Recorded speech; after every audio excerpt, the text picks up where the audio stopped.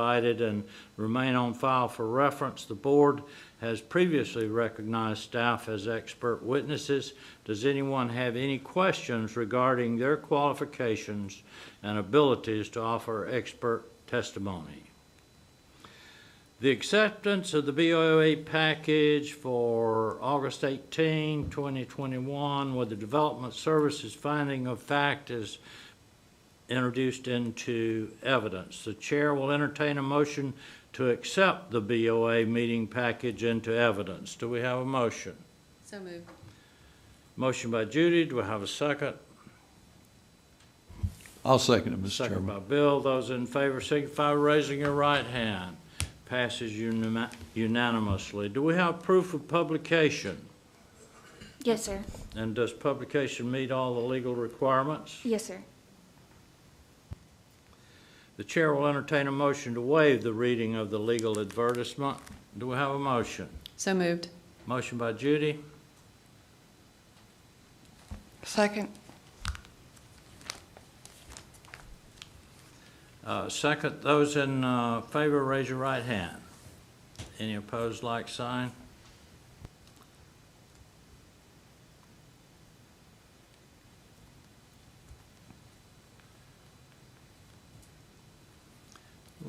Purpose. I think with approval of the board minutes. Are we there? Oh. The chair will entertain a motion regarding the hearing resume for the Board of Adjustment meeting held on, I believe that was July 28, 2021, July 28th and June 16th. and June 16. Okay, do we have a motion? So moved. Motion by Judy, second by Bill. Those in favor signify by raising your right hand. All right, purpose now, please. The Board of Adjustments, the BOA, hears administrative appeals, variances, and conditional use requests. These hearings are quasi-judicial in nature. Quasi-judicial hearings are like evidentiary hearings in a court of law, however less formal. All public testimony will be taken under oath, and anyone testifying before the BOA may be subject to cross-examination. All documents and exhibits that the BOA considers are entered into evidence and made part of the record. The giving of opinion testimony will be limited to experts, and closing arguments will be limited to the evidence in the record. After hearing the testimony and arguments for and against the proposed action, and before making its decision, the BOA will consider the relevant testimony, the exhibits entered into evidence, and the applicable law. Because decisions of the BOA relating to variances, conditional uses, and extensions of development order for site plan approval are final, unless overturned by a court of competent jurisdiction, the county may issue development orders and permits for properties in accordance with the decisions of the BOA. However, if applicants request the issuance of any such order or permit, and such order or permit is issued, the applicant and not the county shall bear any risk that such decision may be set aside, the development order or permit may be revoked, or the development may be otherwise enjoined by the reviewing court. Any applicant for relief from a decision of the BOA for said actions, or any aggrieved party as defined by state law, may seek review of such decisions by filing an appropriate pleading in a court of competent jurisdiction within 30 days of the BOA decision. The date of the BOA decision shall be the date the BOA voted at the conclusion of the hearing. Whenever the BOA denies an application, no new application for an identical action on the same parcel shall be accepted for consideration within a period of 180 days of the BOA decision. Any person aggrieved by a decision of the BOA relating to an appeal of an administrative decision may, within 15 days thereafter, apply to the circuit court for review. Each individual who wishes to speak or wishes to address the board regarding a particular issue must complete a blue request to speak form and submit it to the clerk of board. These forms are located on the table at the back of the commission chambers. You will not be allowed to speak until we receive one of these completed requests to speak forms. We must have these completed forms for public record. All written or oral communication outside of this hearing with members of the BOA regarding matters under review today are considered ex parte communications. Ex parte communications are presumed prejudicial under Florida law and must be disclosed as provided in Board of County Commission Resolution 96-13 before a decision by this board on any administrative appeal, variance, or conditional use request. The chair will ask, as each case is heard, if any board member has been involved in any ex parte communication regarding the respective issue, to please identify themselves and describe the communications.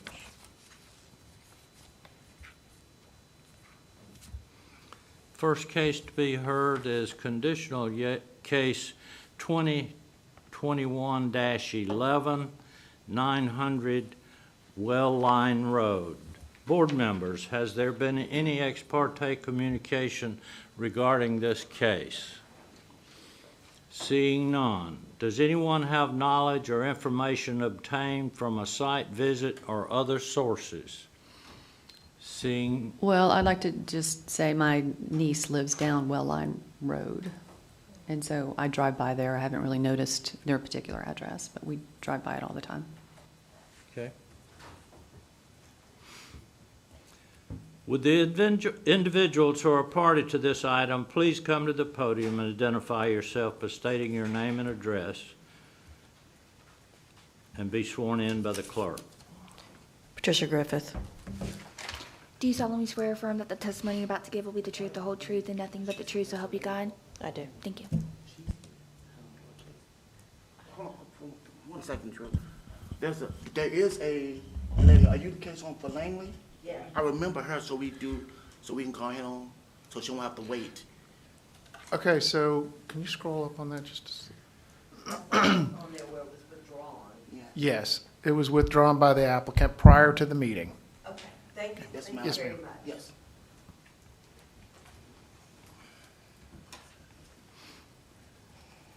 And you've been sworn in, you understand that all the criteria must be met in order to grant the conditional use. Yes, sir. Do you have any statement to make at all? I would like to hold mine till the very end.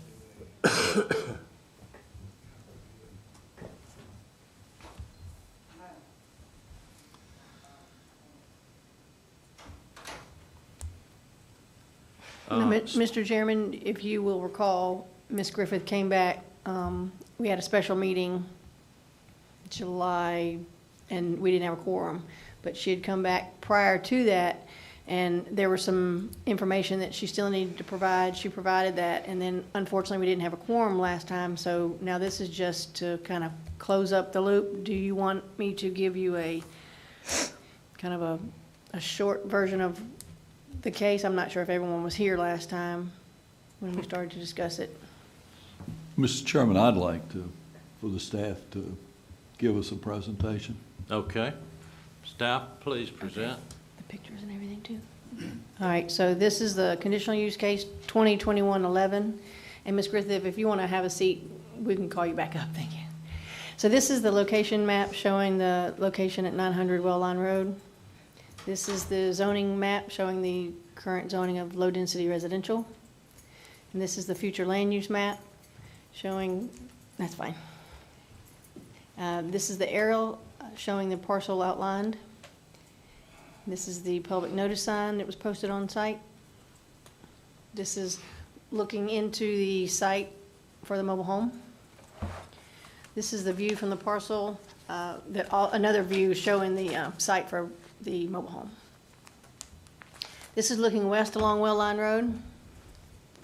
And this is looking south across from Well Line Road from the property. And this is looking across Well Line Road, another view from the property. This is looking east on Well Line Road. This is looking into a separate portion of the property for the existing, that has an existing home on it. So the applicant has actually requested temporary use of a mobile home for medical hardship, and they had provided information from the doctors about their certificate of need for the criteria A. And then criteria B, the applicant stated that they were unable to build another dwelling due to the times and financial issues. So they were wanting to have a mobile home so that Mr. Griffith can be better taken care of. Criteria C, adequate public services. There is existing sewer, water and other utilities that are currently being used. For the criteria, the compatibility, the temporary use, the mobile home is going to be, it's accessory dwelling for medical hardship, and it shouldn't cause any adverse impacts because it is a medical hardship for temporary use. Criteria E, temporary use can apply with the applicable standards. So the Land Development Code said that the mobile homes will be an accessory dwelling to the principal structure to provide the in-home care. And the period of use of mobile home for medical hardship is limited to 2 years, and the extension may be granted for a continuing medical need. However, regardless of any extension granted, when the medical hardship ends, the approval of the temporary placement and the use of the manufactured home is void. How long can this be extended? The code says period of valid approval. Approval of the medical hardship temporary use of a manufactured home or park trailer is valid for a period of 1 year from the date of approval. As it's a temporary, it's not a permanent thing. If within that period, the temporary use is not part of an approved site development application, or one continuing on good faith review as determined by the planning official, the temporary use approval is void. Once the temporary use is part of an approved site plan, however, the use will remain valid through that approved plan. Then it says period of use. Medical hardship temporary use of manufactured home or park trailer is initially limited to 2 years from the date of the certificate of occupancy is issued. An extension to this period of use may be granted for a continuing medical need according to the extension provisions of this article. However, regardless of any extensions granted, whenever the medical hardship ends, the approval of the temporary placement and use of the manufactured home are void. Does that mean that the use could extend beyond 2 years then? If I understand what you're saying? In theory, yes. An extension could be granted because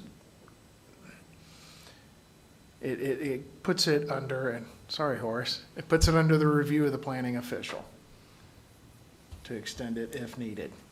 So in effect, we could be approving a long-term, 10-year, I mean, the time limit is really not set, right? There's no upper end listed. The other criteria that are involved with temporary uses and structures does mention the wheels and axles of the temporary quarters shall not be removed and no additions shall be constructed except for handicap access ramps. Prior to the placement of the temporary quarters on the approved parcel, landowner shall execute an agreement with the county, providing for indemnification, I hate that word, from all claims arising in connection with the temporary quarters and acknowledging the county's right to remove the temporary use at the owner's expense if the owner or his heirs and assigns fails to remove it within 60 days after the expiration of the temporary use approval granted by the BOA. But once again, no top end on that. So it's essentially can be open-ended is what we're saying. And until no longer needed, yeah. Which is, The code used to say, it used to be 2 years and that was it. Yeah, You're done. that was my recollection too. Yes, sir. I'm a little confused on the 1 year versus 2 years. What is the difference between the 1 year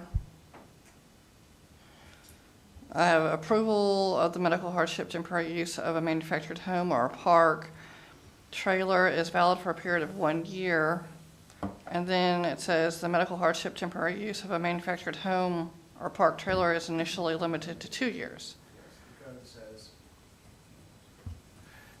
Yes, code says both. It's not very clear. It- So, And then it goes into the, the discussion of extensions. Keeping in mind, the whole idea here is there's a very temporary need for this. It's not a permanent housing solution. so in our motion, if we choose to move forward, we could grant them either a 1-year use or a 2-year use before they have to get an extension.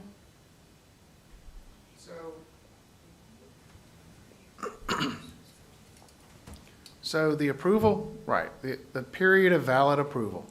Thank you, Allison. Approval of the medical hardship is valid for a period of 1 year from the date of approval. For continuing, it says, if within that period, the use is not part of an approved site development application or one continuing on good faith review as determined by the planning official, the temporary approval is void. That's a lot of words for saying you'd have to pull the permit to get it in place. And once the permit's in Within that place, then year. you have another year to complete your That's the way project. yes. Okay. The language used to say something similar to that. It's a little more confusing But now. if it's my understanding, though, at the end of that second year, there could be additional grants of years. Yes. Yes. An Provided that extension, they pull that permit. extension to that period of use as opposed to period of use is the 2-year. Period of approval, meaning pull your permits, is 1 year. You got 1 year, they got 1 year to come in after this board approval. They have 1 year to come see me, my people over there, go to the building inspection department and get a permit. They got 1 year to come in to pull a permit. Oh, hey, wait. Horace, I need to swear you in. Okay, Do you solemnly swear or affirm that the testimony you're about to give will be the truth, the whole truth, and nothing Affirm. but the truth, so help you God? absolutely. So, yeah, that's the 1 year to pull a permit. And if they don't pull the permit within the year, then when they go to request an extension, it'll probably be denied. Yes. If the permit's not pulled within, it's the same as a variance has a 2-year lifespan to go ahead and pull a permit on that, and a regular conditional use has a 4-year timeframe. If they don't apply for development review, pull permit, whatever, during that time period, then it's void. Yeah. Then there is nothing, if I understand, that would prohibit providing permits to pulled and that the other criteria are met. This could turn into a decade-long residence, right? Well, it just depends on its medical need, so as Well, long I'm as the ass- individual is around and needs medical need, yes, it could be 6 months, it could be a year, it could be 10 years. So You it's don't- so it's really an unlimited, providing, of course, that the medical need exists, and the permits are pulled and the other criteria met, then this is really, what we're talking potentially about is a structure that really will be, I wouldn't exactly call it temporary. I mean, potentially. The design is to be temporary. The purpose of it is to be temporary. And the intent is for them to come in, check, verify, reconfirm. The plan official, if I'm still in charge, I have the discretion. It puts it back on me and them continue, yes, we still need it, we understand. Pray to God he's still alive, but the need is still there at the end of the minute. And which no one can really put a timetable on that. but the need, they still gotta say, yes, he is definitely yet in need of this. And all that have to be reaffirmed by medical doctors, and so it's still temporary, but they still have action to make sure they're just not trying to game the system.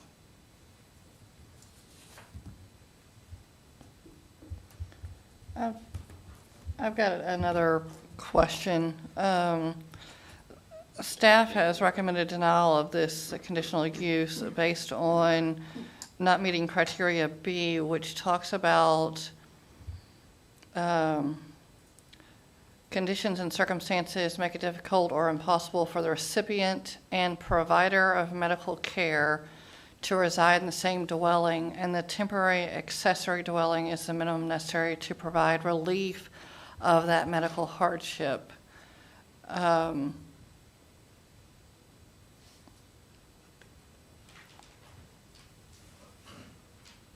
The recipient and the provider of medical care to reside in the same dwelling.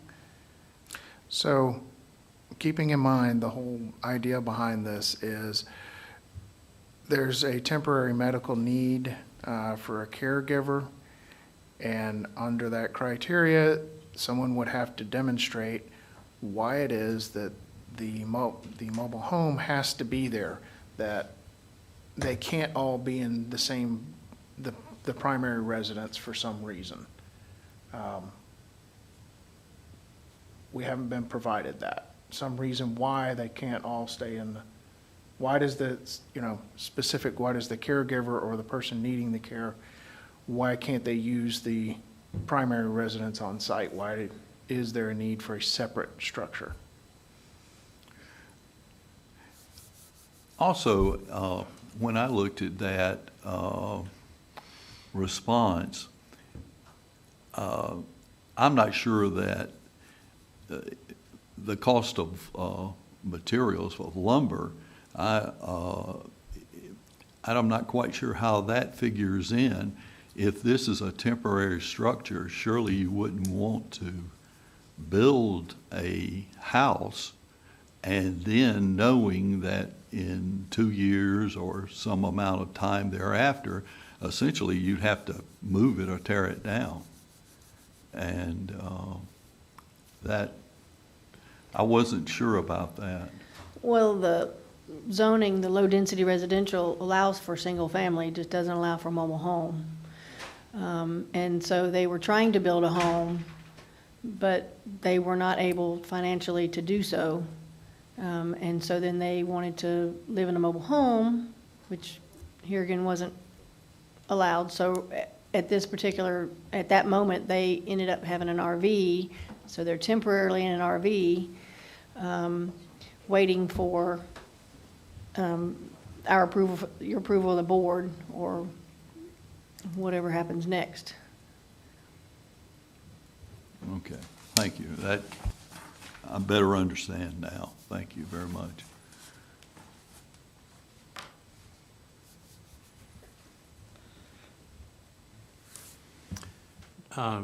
Board members, any other questions of the applicant? I've got one more, I guess, question, and this is just for clarity as to what we are or are not approving.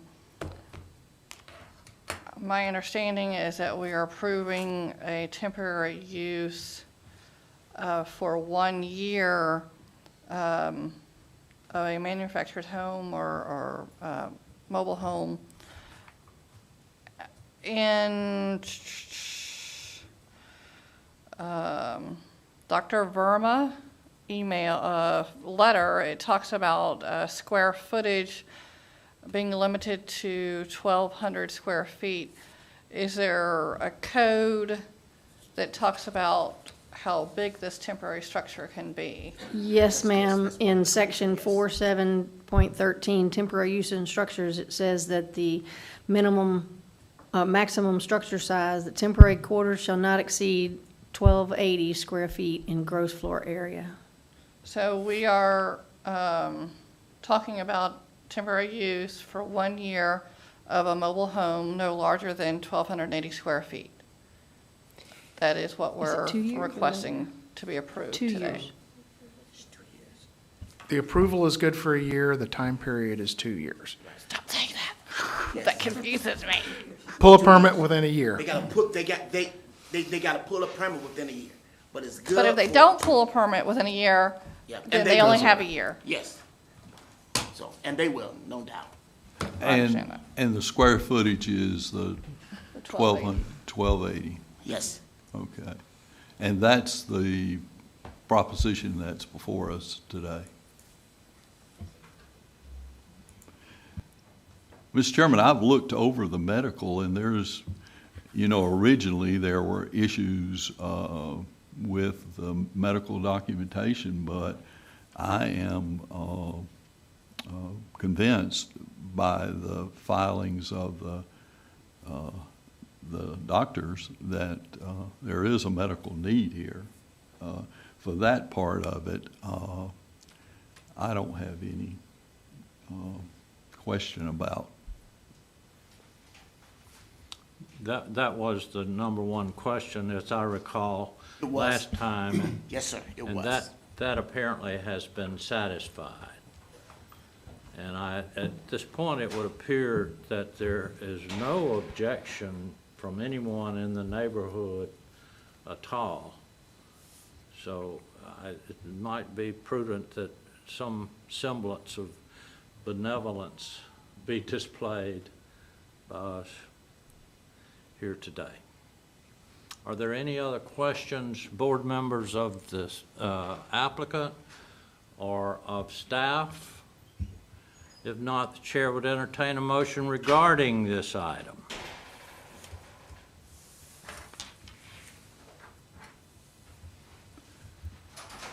Mr. Chairman, I'll go ahead. Based upon the testimony that's been received and the documentation that's been supplied by the applicant, there appears to be a very important medical need for this particular action. I will go ahead and move the staff's findings, and so would be in support of them, provided that we understand that this is a temporary solution, and that the size of the and other requirements of the ordinance will be met. So, Mr. Chairman, I'll move that proposition. We have a motion by Bill to grant the conditional use. Do we have a second? I'll second. Second by Marty. Any questions? Any discussion? Those in favor of the motion signify by raising your right hand. Passes unanimously.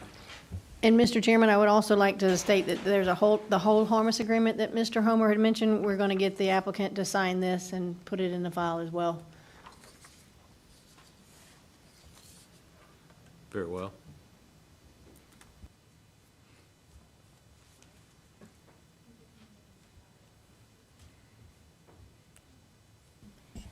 Chairman, I just want to make notation now that we've done the conditional use 11, on conditional use 2021-10 and variance 2021-05, we need to go ahead and make a motion that you guys accept the applicant's withdrawal. Mr. Chairman, is this, are they withdrawing it? Does anyone know completely, or is there a potential we'll see it again? We met, Director Jones and I met with the applicants. They are reconfiguring their operations plan and exactly what they would like to do, and what sort of idea they have for building apartment-type structures. None of their plans that they've talked to us about would require coming back to this board. I'm sorry, I didn't hear the last part. What they've proposed, or what they're proposing to us, would not require coming back before this board. Right. Because if you recall, there was two parcels of land separated by Langley.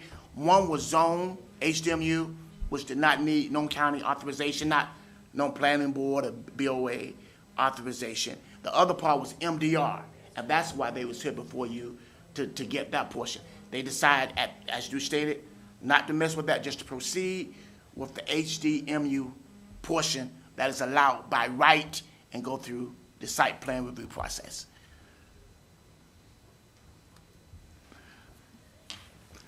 Mr. Chairman, I guess we have to have a motion to withdraw these.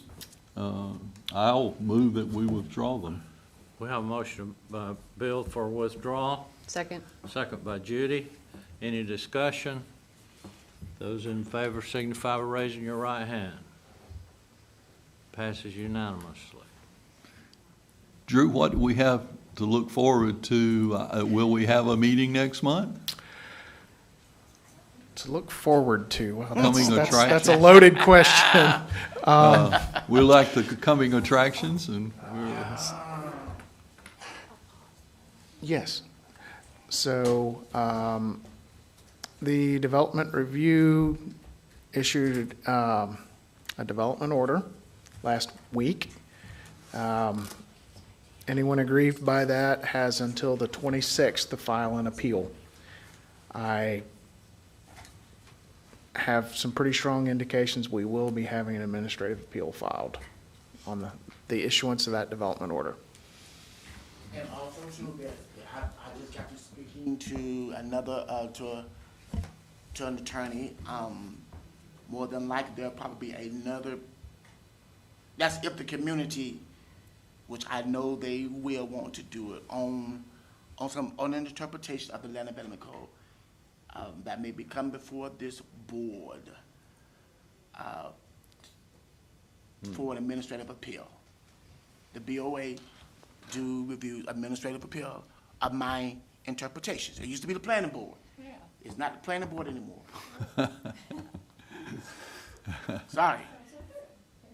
so, do we have any other scheduled cases though, I guess? We don't? No, sir. Oh, wow. So there's potential we may have an appeal then, Two two appeals. very, very interesting cases. I can tell you, on both cases, they're gonna pack this place out. Well,